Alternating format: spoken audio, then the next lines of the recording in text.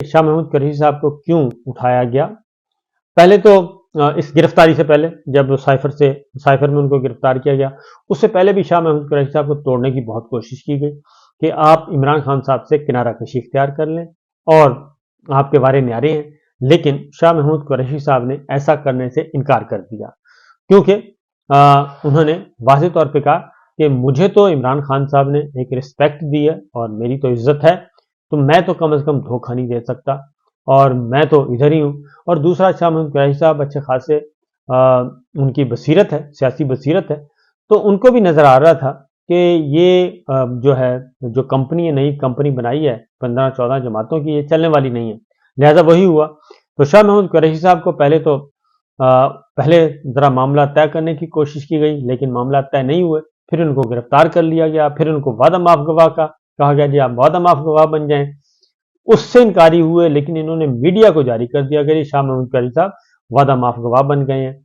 वो अब पता चला कि वो बिल्कुल नहीं है और उनके बारे में कहा जाता था कि वो बहुत ही कमज़ोर इंसान है। वो कमज़ोर इंसान है, लेकिन ना ही बुज़दिल है, ना ही वो अक्ल व शऊर से बेबहरा हैं। तो लिहाजा उन्होंने तवील अरसे से वो कैद काट रहे हैं। इमरान खान साहब भी वहीं पे हैं, वो भी वहीं पे हैं, चौधरी परवेज़ इलाही साहब भी वहीं हैं, फवाद चौधरी साहब भी वहीं हैं। तो उन्होंने इस दौरान भी तमाम पैगामात को नफ़ी में जवाब दिया।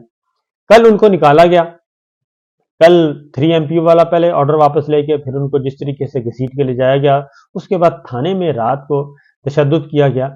तो हमारे पास जो इत्तलात हैं वो यही है कि शाह महमूद कुरैशी साहब को फिर एक दफ़ा ऑफ़र की गई कि जनाब आपके सारे मुकदमात हम ख़त्म कर देंगे, सिर्फ आप इमरान खान को छोड़ दें और आपके लिए बेहतरीन जगह होगी और जहाँ कहेंगे आपको वहीं एड्रेस, जो वजारत कहेंगे आपको वही मिलेगी। लेकिन शाह महमूद कुरैशी साहब ने इनकार कर दिया। और जब इनकार किया, इसका मतलब बड़ा क्लियर है, मैं आपको बताऊं, एक ज़मीनी हक़ाइक़ भी सबको नज़र आ रहे हैं। तो शाह महमूद कुरैशी साहब को ज़्यादा नज़र आ रहे हैं, क्योंकि वो सियासी ख़ानदान से उनका ताल्लुक़ है और इंतखाबी सियासत में ही वो रहे हैं। वो कभी भी डायरेक्ट इलेक्शन के तहत नहीं आए, इनडायरेक्ट इलेक्शन के तहत, जैसे कि सेनेटर बन जाता है। इसलिए उन्होंने इनकार किया। इनकार करने के बाद उन पर फिर तशद्दुद का निशाना भी बनाया गया और तशद्दुद का निशाना उनकी बेतौकीरी की गई। उनको वॉशरूम नहीं दिया गया, वॉशरूम था तो वो देसी वाला और वहाँ पे पानी दस्तयाब नहीं था। यानी हर तरह की अजियत उनको 24 घंटे में दी गई, लेकिन उन्होंने टूटने से इनकार कर दिया।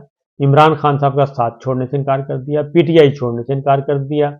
और जब उन्होंने देखा कि ये मामला इस तरह है, उसके बाद फिर जो रद्द अमल आया, वो रद्द अमल भी दीदनी था।